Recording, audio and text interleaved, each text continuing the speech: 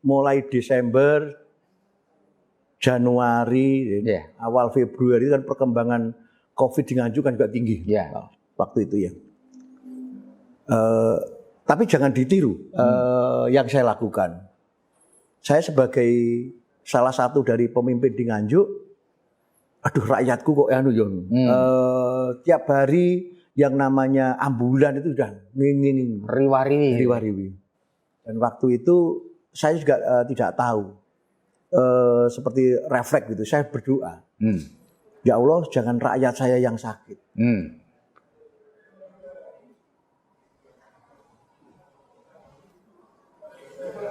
Biar saya saja yang sakit waktu itu. Pemerintah Kabupaten Nganjuk ini kan unik, punya bupati 2 kali kena KPK, ya kan? Dan sekarang Bapak menjadi penerus ini. Apakah situasi kemarin itu mempengaruhi, Pak, psikologis Bapak sendiri sebagai pelaksana tugas bupati sekaligus wakil bupati dan juga aparat pemerintah daerah Kabupaten Nganjuk, Pak Marhen?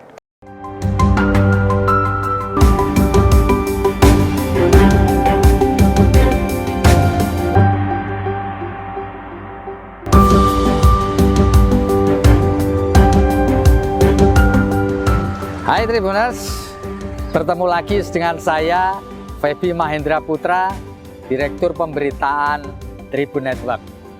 Kali ini saya berada di Kota Nganjuk, Ibu Kota Kabupaten Nganjuk, Jawa Timur. Wilayah ini boleh dibilang unik. Kenapa? Karena dalam waktu yang berdekatan, 2 kepala daerahnya, yaitu Taufikur Rahman dan Novi Rahman Hidayat, ditangkap oleh Komisi Pemberantasan Korupsi gara-gara masalah yang sama, yaitu terjerat kasus korupsi dan lelang jabatan di Kabupaten Nganjuk. Kali ini saya akan berkunjung dan ngobrol bersama Bupati yang pada saat ini menjabat, yaitu Dr. Andes Marhen Jumadi SESH MMMBA. Nanti kita akan ngobrol dengan beliau apakah 2 kali kepala daerah di Kabupaten Nganjuk ditangkap akan mempengaruhi kinerja dan suasana batin dari para pegawai di pemerintah Kabupaten Nganjuk. Nanti kita akan kunjungi beliau di pendopo. Marhen Jumadi adalah Wakil Bupati Nganjuk yang dilantik oleh Gubernur Jawa Timur Khofifah Indar Parawansa sebagai PLT Bupati Nganjuk pada Selasa 11 Mei 2021. Ia menggantikan Bupati Nganjuk Novi Rahman yang terjaring OTT KPK pada Senin 10 Mei 2021 lalu. Marhen Jumadi lahir di Nganjuk pada tanggal 15 Desember 1968. Pendidikan dasar ditamatkan di SDN Putren 1 Nganjuk, lalu dilanjutkan ke SMPN 1 Nganjuk dan SPGN Nganjuk. Kemudian melanjutkan ke D3 IKIP Surabaya dan dilanjutkan S1 di 3 universitas, yakni S1 IKIP Surabaya, S1 Manajemen STIE Total Win Semarang, dan S1 Hukum Universitas Yosudarso Surabaya. Tak cukup gelar sarjana, Marhen melanjutkan pendidikan hingga mendapat gelar doktor. Pendidikan Magister Manajemen ditamatkan di STIE ABI Surabaya. Kemudian dilanjutkan di MBA Global Institute of Management provided by West Coast Institute Management and Technology, Perth, Australia. Setelah itu Marhen mendapatkan gelar Doktor Ekonomi di Universitas Negeri Malang. Simak perbincangan News Director Tribun Network Feby Mahendra Putra dengan PLT Bupati Nganjuk Marhen Jumadi dalam wawancara eksklusif. Assalamualaikum. Waalaikumsalam. Pak Marhen. Merdeka. Ya. Pak Marhen, terima kasih diberi kesempatan saya untuk ngobrol gayeng dengan Pak Marhen. Pak Marhen, pada saat Anda mendapatkan amanah sebagai kepala daerah ini, kebetulan lagi pandemi COVID-19. Bahkan belakangan setelah Lebaran kita memasuki second wave atau gelombang kedua pandemi. Apa yang Bapak rasakan ketika Nganjuk termasuk pernah sempat level 4 juga? Alhamdulillah sekarang turun ke level 3. Gimana Pak Marhen? Terima kasih. Assalamualaikum warahmatullahi wabarakatuh. Mas Febi, saya panggil aja Mas karena senior saya di GMNI. Sama-sama nasionalis religius ya. Memang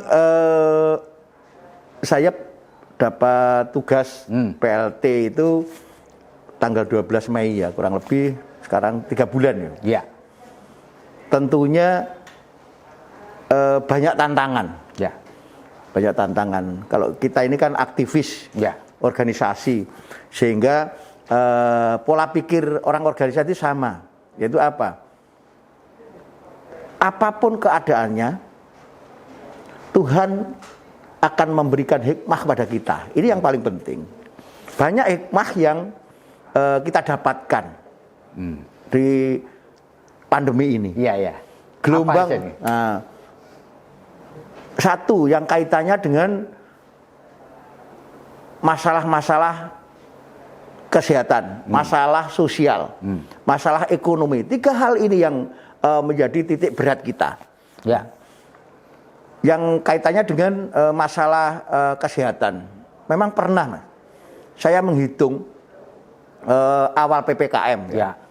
Pertama itu kurang lebih tanggal 12 sampai tanggal 20 Juli waktu itu. Saya hitung totalnya itu selama 8 hari. Itu kurang lebih 2.900. Yang jumlah yang luar biasa. Ya. Penanganan kita juga harus betul-betul taktis dan strategik ya. Ya. Maka dari itu kita juga siapkan beberapa strategi, termasuk juga memberikan penyadaran pada masyarakat. Ya. Termasuk saya ini kan juga Mas, penyintas ya. Ya, itu juga LC lulusan COVID-19 ya, betul. COVID ya. Nah, gelombang kedua ini saya melihat varian baru. Ya. Cepat sekali perkembangannya. Ya. Dan itu dimulai dari Lebaran ya. Ya, betul. Di Indonesia pada umumnya, di Nganjuk pada khususnya, setiap hari besar nasional, selesai hari besar itu kurang lebih 2 minggu pasti naik begini. Nah, ini. Karena apa? Mungkin mobilitas masyarakat ya. Yang kedua kesadaran. Karena sekarang ini kan hampir kalau di pendidikan itu 4 semester, Mas. Jadi 4 semester anak-anak tidak belajar sehingga mungkin ada kejenuhan masyarakat. Terus kemudian ada juga kepanikan di masyarakat. Dan masyarakat cenderung apa? Abai. Karena sudah jenuh tadi. Ini yang menjadi tantangan kita. Maka di sisi kesehatan itu bagaimana kita memberikan penyadaran masyarakat. Pentingnya prokes. COVID itu makhluk ciptaan Gusti Allah. Maka kita tidak boleh melawan. Ya. Tidak boleh melawan kalau menurut saya ya. Kita harus berdampingan dengan COVID. Kita harus bersahabat dengan COVID. Yang paling penting bagaimana membangun sebuah kebiasaan baru, adaptasi kebiasaan baru. Ini yang kita pentingkan. Kalau dari sudut ekonomi, ekonomi juga begitu. Tatkala misalnya kita di level 4 dan alhamdulillah Mas ya, tahun yang lalu kita itu berada di ranking 29 pertumbuhan ekonominya. Minusnya maksudnya. Sehingga baguslah kita bisa kendalikan. Ada yang tertinggi itu Kota Batu, minusnya bisa 6,45% ya. Nganjuk minusnya 1,71% ya. Nah, itu ranking 29. Alhamdulillah. Berarti kita termasuk golongan bawah. Ini yang kita kendalikan. Strateginya apa? Kita harus kembali lagi, pemerintah itu memberikan stimulus pada pertumbuhan ekonomi. Tatkala apa? Segera mengeksekusi program-programnya. Maka dari itu program-program ekonomi, program-program yang sekarang punya proyek-proyek harus segera dieksekusi. Itu cara untuk bagaimana merangsang pertumbuhan supaya ekonomi muter ya. Betul, ekonomi berputar. Ya. Alhamdulillah di kuartal pertama ini kita jadi plus ya. Plus berapa 1,19%.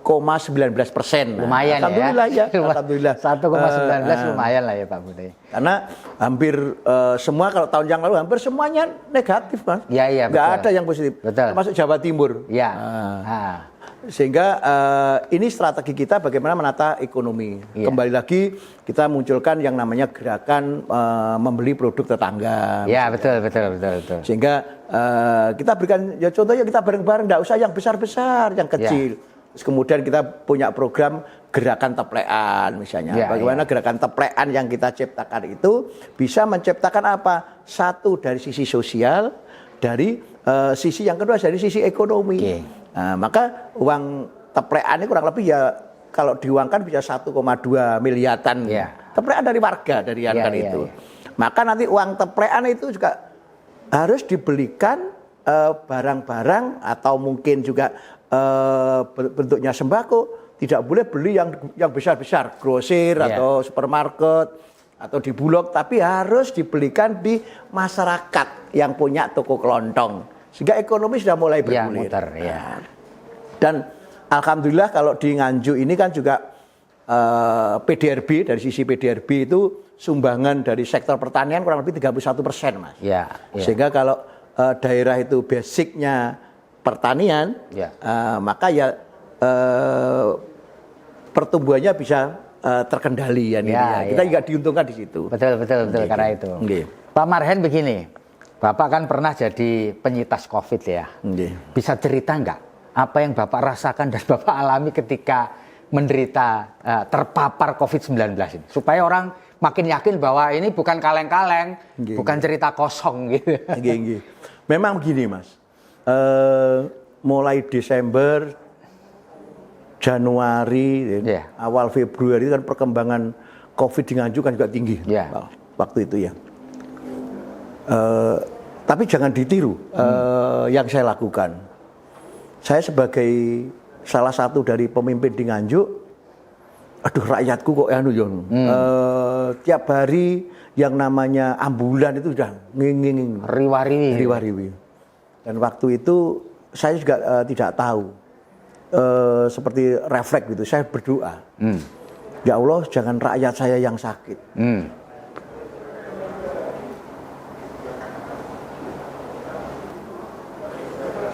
Biar saya saja yang sakit waktu itu.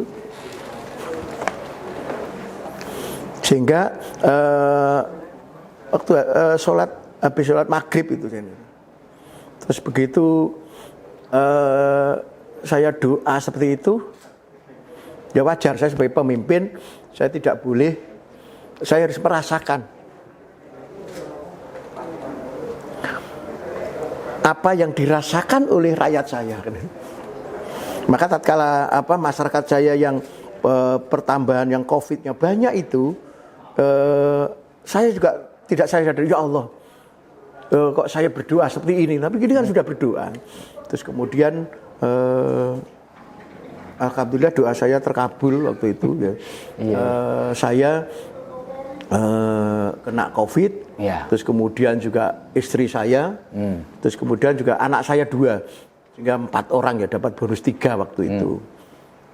Memang sakit, kebetulan istri dan anak-anak saya itu OTG, jadi agak ini. Kalau saya punya komorbid, darah saya tinggi, terus kemudian juga gula saya juga kadang-kadang itu, kolesterol dan seterusnya.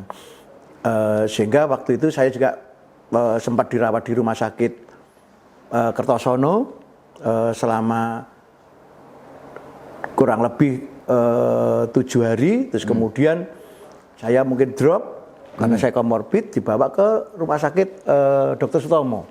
Waktu itu ya Allah, ibaratnya memang saya merasakan waktu itu nafas itu sesak, terus kemudian gula darah juga tinggi, tensi juga itu gitu ya. Ya hampir setiap hari itu masih suntik itu kurang lebih ya 5 kali. Ya. Gitu ya. Bisanya di vitamin, terus kemudian juga sempat ada pendonor plasma itu ya. 2 kali masih ya. Oh ya. Di situ ada semacam ya Allah.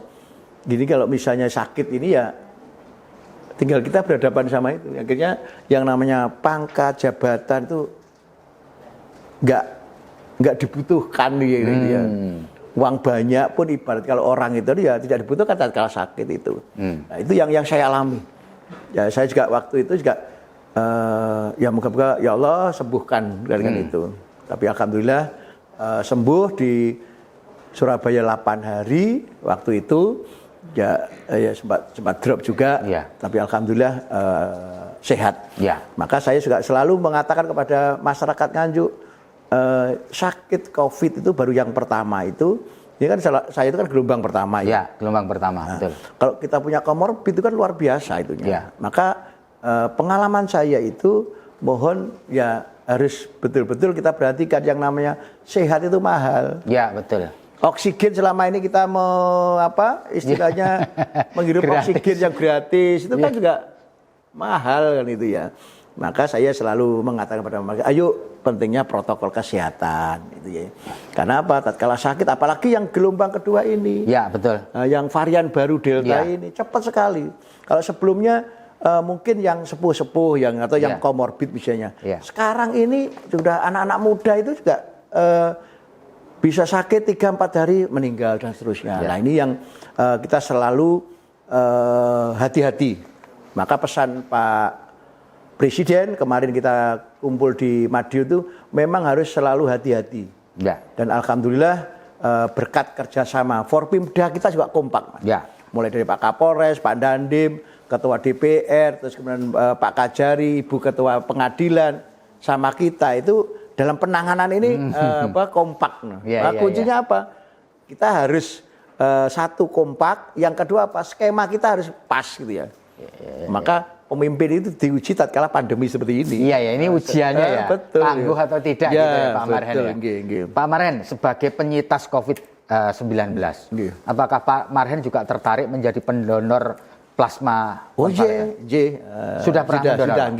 Sudah ya. Berarti Bapak selamat karena pendonor, demikian pula seterusnya menjadi pendonor juga ya. Betul, harus kita anukan itu. Itulah dalam kondisi pandemi ini Mas, memang harus kita peduli dengan orang lain. Kita harus empati pada orang lain, menumbuhkan gotong royong. Ini yang kita selalu sampaikan ya. Termasuk juga dalam rangka ekonomi tadi, gerakan membeli produk dari tetangga, makanan dari tetangga ini saya gerakkan terus, yuk kita bareng-bareng. Misalnya yang selama ini masyarakat kita ada yang selama 4 semester nggak pernah gajian, gitu. Usahanya tutup dan seterusnya. Yang utama pegawai negeri, ASN. Alhamdulillah tadi ASN kita juga kompak untuk apa? Ya oke Pak, saya ikut menyumbangkan gaji saya nih. Alhamdulillah saya terima kasih. Termasuk ke masyarakat Kabupaten Nganjuk, komunitas dan seterusnya, ormas ya. Yang ikut bersama-sama program kita. Pak Bupati, ini ada satu data yang menarik. Di Nganjuk ini sampai bulan November 2020 itu angka perceraiannya tinggi. Sekitar 1.674 lah. Setiap bulan itu ada 215 orang bercerai. Kemungkinan besar karena faktor-faktor ekonomi. Bagaimana Pak Bupati merespon kondisi ini, Pak? Memang perceraian itu kebetulan saya sebelumnya itu Mas Febi ditugasi Mas Bupati itu untuk penyelesai perceraian di ASN. Kalau di ASN itu cenderung apa yang paling banyak? Guru. Ini. Dan rata-rata yang menggugat itu perempuan lah ini. Ini kan juga data menarik. Termasuk juga yang di masyarakat umum, kita juga diskusi sama Ketua Pengadilan Agama misalnya, Kemenak juga pengadilan di perceraian itu juga di Nganjuk juga tinggi. Memang betul Mas, faktor ekonomi itu yang utama gitu. Ini yang menjadi tantangan kita. Sehingga bagaimana kita ini PR kita bagaimana kita bisa mensejahterakan masyarakat. Ya. Termasuk di Nganjuk tadi di data kami kurang lebih ya 67% itu yang menggugat itu wanita, Mas. Perempuan, ya. Ini, perempuan. Ya. Sehingga pemberdayaan gender kita berhasil. Iya. Emansipasinya mantap. Betul. Nah itu yang sebenarnya ya sisi negatif juga. Ya. Yang rata guru yang sudah sertifikasi lah ini. Iya. Pemerintah juga harus harus hati-hati juga. Artinya tatkala guru itu punya perempuan itu punya bargaining power yang tinggi lah ini. Ya. Kadang-kadang kita sebagai pria itu wah ini sekarang itu ya harus hati-hati juga. Ya. Pak Marhen, barangkali ini pertanyaan cukup sensitif ya. Okay. Kabupaten Nganjuk, pemerintah Kabupaten Nganjuk ini kan unik, ya. Punya bupati 2 kali kena KPK, ya kan. Dan sekarang Bapak menjadi penerus ini. Apakah situasi kemarin itu mempengaruhi, Pak? Psikologis Bapak sendiri sebagai pelaksana tugas bupati sekaligus wakil bupati dan juga aparat pemerintah daerah Kabupaten Nganjuk, Pak Marhen. Nggih, pasti ya Mas ya. Ya. Di 2 bupati terdahulu juga kena itu ya kami juga mohon doanya ya. Ya. Kami juga punya semacam harus lebih hati-hati. Ya. Karena apa? Kembali lagi saya selalu menyampaikan, yuk tolong saya juga dijaga di ASN, termasuk juga keluarga saya, tolong saya juga diingatkan kalau misalnya ada informasi-informasi yang tidak benar, sehingga apa? Itu juga menjadi sisi positif di diri kita, juga dari sisi negatif di diri kita juga. Ya. Artinya kita harus juga lebih hati-hati, dan kami juga berharap di diri saya juga ada barrier. Mbak tolong saya itu kalau misalnya pengusaha atau mungkin gitu ya, tolong saya jangan 2 hal yang dijauhi. Satu aja dimimingi duit, yang kedua aja dimimingi wong wedok. Ini barrier ya. Barrier ya, betul. Yang selalu saya yang kita mungkin ya. Tapi orang kan tidak lupa dari kekurangan dan kekilafan. Maka ini harus selalu kita saling mengingatkan. Sehingga nanti menjadi satu kebaikan untuk diri kita sendiri, juga untuk Kabupaten Nganjuk. Saya yakin kan seperti itu harapan kita. Pak Marhen, meskipun Mas Bupati berada dalam situasi proses hukum gitu, apakah silaturahmi atau komunikasi tetap jalan, Pak Marhen? Mungkin kapan hari saya juga silaturahmi ke beliau. Tanggal 1 Suro kemarin. Beliau, sehingga kembali lagi silaturahmi tetap harus kita jalankan ya. Yang kedua bagi masyarakat, mohon praduga tidak bersalah. Dan yang paling penting ya kita serahkan pada pengadilan, karena salah tidak itu ya pengadilan yang memutuskan. Jangan membuat opini sendiri ya sudah kita serahkan ke pengadilan. Yang kedua kita harus punya praduga tidak bersalah, itu yang paling penting. Dan yang ketiga yang berkaitan dengan Mas Bupati, kita juga menjalin komunikasi ya sih. Saya tanggal 1 Suro kemarin tadi diskusi istilahnya ya silaturahmi dengan Mas Bupati. Apapun beliau ada pasangan saya, apapun beliau adalah atasan saya. Saya jadi wakil bupati, sehingga tetap enak. Gitu. Karena politik itu ya silaturahmi, itu kan seperti itu. Ya, jangan sampai kita ini suka tidak suka. Nah, Pak Marhen selama menjadi pejabat di daerah ini, pengalaman apa Pak Marhen yang paling membekas di hati Pak Marhen ketika memimpin, menjadi bagian dari pimpinan dari Kabupaten Nganjuk? Ya yang membekas kembali lagi, kalau kita ini kan dari awal dulu dengan Mas Bupati itu kan saya orangnya karena saya itu berangkat dari orang kecil, ibaratnya orang miskin, tidak dari nol tapi dari minus. Ya. Jadi bawahnya nol ya Pak? Ya bawahnya nol. Mungkin orang Nganjuk juga ngerti. Rumah saya juga di Dusun Ngotok, Kelurahan Perengotok di sini. Sehingga apa? Yang bekas saya dari awal itu orang itu tidak sungkan, tidak takut, tidak mungkin malu menghubungi saya. Oh gitu ya. Sehingga itu artinya apa? Kaum Marhen itu saat kita punya ilmu, punya tenaga, punya kebijakan, itu bisa berguna untuk masyarakat. Ya. Utamanya masyarakat kecil, Mas. Kaum Marhen atau wong cilik itu kan saya biasa bergaul dengan beliau-beliau itu. Sehingga itu yang membekas di saya. Sampai sekarang pun juga mungkin tamu saya itu kan saya mengidentifikasi apa? Bahwa ini adalah kantor rakyat. Rumah dinas saya juga rumah rakyat. Sehingga kalau bisa ada tamu waktu masa yuk makan APBD misalnya. Jadi itu enggak enak.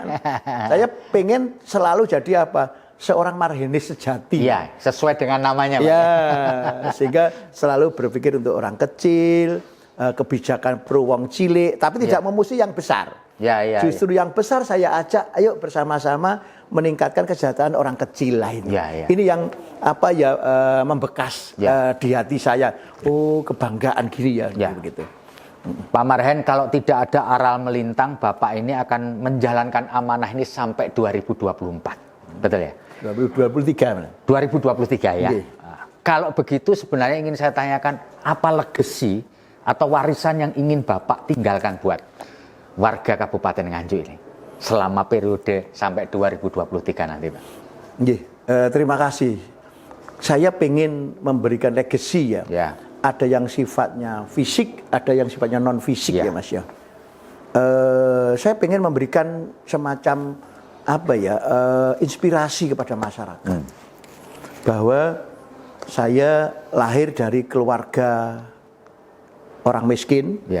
Bahkan saya punya 3 saudara Mas, perempuan semua. Saya yang terakhir laki-laki. Alhamdulillah orang tua saya buta huruf, kakak saya 3 itu buta huruf juga. Oh gitu ya Pak. Jangankan untuk sekolah, untuk makan aja susah kita tuh setiap hari. Tapi saya jadi Marhen juga filosofi Nganjuk itu kan dari istilah anjuk ladang. Mas. Betul. Anjuk kemenangan, ladang tanah. Berarti kalau orang yang lahir dari tanah Nganjuk itu berarti lahir dari tanah kemenangan. Maka di situ saya artikan bahwa orang Nganjuk itu harus tangguh-tangguh. Gitu ya Pak ya. Kesuksesan itu tidak bergantung pada orang tua, saudara, bergantung pada diri kita sendiri. Tatkala kita itu punya semangat, punya itikat, insya Allah akan tercapai. Ya, alhamdulillah, Mas. Paling tidak saya punya pengalaman, S1 saya 3, S2 saya 2, S3 saya juga hampir 2. Yang satu sudah lulus 2004, ini juga masih sekolah lagi. Paling tidak saya bisa memberikan inspirasi.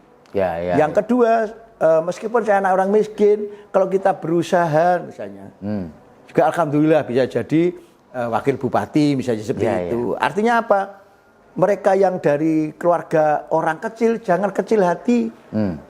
Kesempatan tuh ya bergantung pada kita sendiri. Ini yang saya ingin memberikan legacy kepada orang-orang Nganjuk. Nganjuk itu punya darah kemenangan, misalnya begitu. Istilahnya mental juara. Ini yang saya selalu sampaikan kepada anak-anak itu. Terus kemudian saya juga kepingin yang sifatnya fisik, Mas. Fisik ya. Nganjuk ini kan banyak sebelumnya saya memang lahir dari Nganjuk, Mas. Nganjuk, tapi cuma lama di rantau. Terus kemana-mana lah itu kan di situ. Dengan organisasi macam-macam, dari profesi yang macam-macam juga misalnya seperti itu, sehingga memberikan pengalaman pada saya. Yaitu kalau Nganjuk sejak dulu itu kan yang terkenal kan 2. 1 sedudo, 2 guyangan. Nah, gitu. Maka dari itu apa sih? Saya pengen mengajak kepada masyarakat, ayo. Kalau sedudo oke lah. Sejak dulu sama kecil itu kalau mana Nganjuk ya sedudo. Ya seperti itu. Kemudian kalau orang luar itu apa nih guyangan?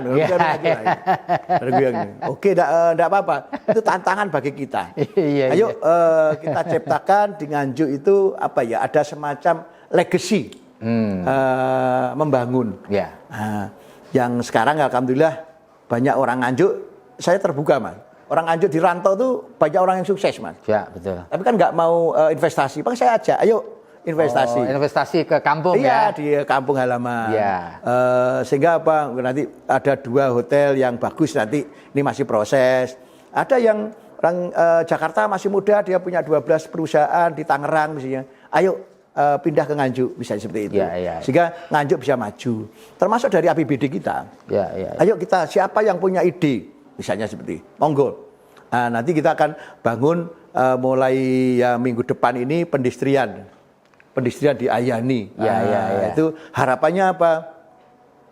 Sayang kemarin kan ada kaitannya dengan nakes itu di Nganjuk, sehingga banyak juga proyek-proyek APBD yang belum kita eksekusi, termasuk ada Taman Nyawiji itu bagus. Maka kita nanti baru bangun pendistrian yang mungkin akan lain ya. Harapan kita tahun ini bisa selesai. Meskipun banyak PR Mas Yan. Jalan-jalan, insya Allah mungkin tahun depan, moga-moga nanti sudah mulai jalan lagi, dan penanganan COVID ini, kemudian pasar Kertosono ini juga masih tahap pertama pembangunannya, masih juga perlu campur tangan pemerintah daerah dalam rangka meningkatkan ekonomi di situ. Termasuk sekarang lagi progres Semantok. Insya Allah tahun depan diresmikan oleh Pak Presiden, jika kita siap. Enggak, kalau di Semantok itu kan bendungan yang terpanjang se-Asia Tenggara. Nah, ini nanti akan ada di Nganjuk. Harapan kita di fisik nanti akan ada legacy. Tapi memang kita tidak ingin ngomong. Biar yang ngomong orang lain, media. Betul. Artinya saya akan membuktikan sesuai dari janji kita di awal. Apa saja ada 14 program, yuk kita tidak usah banyak ngomong, ayo kita realisasikan, misalnya seperti itu. Termasuk juga di dalamnya misalnya istilahnya mutasi pengelolaan SDM kita atau birokrasi 0 rupiah dan seterusnya itu ya. Itu harus kita tidak usah ngomong, yuk kita laksanakan ya, jangan sampai macam-macam ya, gitu aja enak kita. Sehingga biar kita juga lebih enjoy, lebih enak. Dan yang paling penting Mas, saya pengen dalam pembangunan Kabupaten Nganjuk itu pembangunan yang berbasis partisipatif. Masyarakat kita ajak, siapapun ayo. Nganjuk ini milik kita bersama, bukan miliknya PLT Bupati. Dan yang berikutnya ya kita bangun yang di pemerintahan itu, dari legacy yang kita ingin bangun, bagaimana pemerintah di Kabupaten Nganjuk itu membangun sebuah sistem pemerintahan. Sehingga dengan sistem yang baik, maka siapapun bupatinya, siapapun wakil bupatinya harus menyesuaikan dengan sistem itu. Contoh yang sedang kita lakukan misalnya di Spenduk Capil, Merdeka Wirawiri. Sekarang ngurus administrasi kependudukan, nggak usah datang ke kantor, tapi dari rumah saja bisa sekarang. Jadi bebas jadi wirawiri tadi. Lebih yang lain juga ya? Begitu, lebih efisien. Misalnya bayar pajak, ayo, jangan rame-rame, oke, kita sediakan beberapa kerjasama dengan bank, ya sudah. Yang dekat mana, yang nggak rame mana, bisa seperti itu. Baik. Lebih enak. Pak Bupati, ini kita di penghujung ngobrol kita. Nah, saya kepingin Pak Bupati menyampaikan closing statement. Terkait apa? Terkait bagaimana kita menghadapi COVID-19 yang kita tidak pernah tahu kapan akan berakhir. Terutama adalah pesan buat warga Nganjuk, baik yang ada di Nganjuk maupun ada di perantauan. Silakan Pak Bupati. Oke, terima kasih. Assalamualaikum warahmatullahi wabarakatuh. Kami berharap ya, COVID ini betul sampai kapan kita melihat, merasakan terakhirnya. Dan obatnya sampai sekarang juga belum ada yang pas, misalnya seperti itu. Maka kita harus mengubah perilaku kita. Yaitu apa? Adaptasi kebiasaan baru. Kemana-mana jangan lupa pakai masker, jaga jarak, hindari kerumunan. Terus kemudian mobilitas kalau nggak penting sekali, misalnya seperti itu. Jangan lupa minum air putih yang banyak. Yang berikutnya yaitu sering-seringlah berjemur. Berjemur, utamanya siang hari. Jam 12 sekitarnya itu. Sehingga apa? Itu vitamin D3-nya bagus sekali. Itu yang pertama. Yang kedua, obat virus itu adalah apa? Imun. Imun itu tergantung pada apa? Pikiran. Nah ini. Pikiran ini yang kita harus ciptakan happy terus. Happy, bahagia. Maka apa? Senyumlah, jangan banyak marah, jangan banyak jengkel. Ya, kehidupan apapun harus happy, tertawa. Itu menciptakan imun. Imun apa? Imun yang bisa untuk bagaimana kita melawan COVID ini. Yang berikutnya apa? Kita harus berpikir positif. Termasuk misalnya saja ada ikhtiar medis, ada ikhtiar spiritual. Yuk kita kembalikan bahwa COVID-19 ini ada yang punya. Ya sudah kita serahkan, kita ikhlas, kita pasrah pada Tuhan Yang Maha Kuasa. Ya, yuk kita setiap habis sholat kita kirim Al-Fatihah untuk COVID biar tidak menyerang kita, keluarga kita, tetangga kita, dan seluruh Kabupaten Nganjuk. Kita berharap seperti itu. Demikian Pak Budi ya. Tribuners, kita sudah di penghujung ngobrol kita dengan pelaksana tugas Bupati Nganjuk, Dr. Andes Marhain Jumadi, SESH MMMBE. Kita akan bertemu lagi dengan wawancara dengan tokoh-tokoh lain yang menginspirasi. Saya Feby Mahendra, Direktur Pemberitaan Tribun Network, pamit, sampai bertemu lagi. Assalamualaikum warahmatullahi wabarakatuh. Om Santi Santi Om, Namo Buddhaya dan salam kebajikan.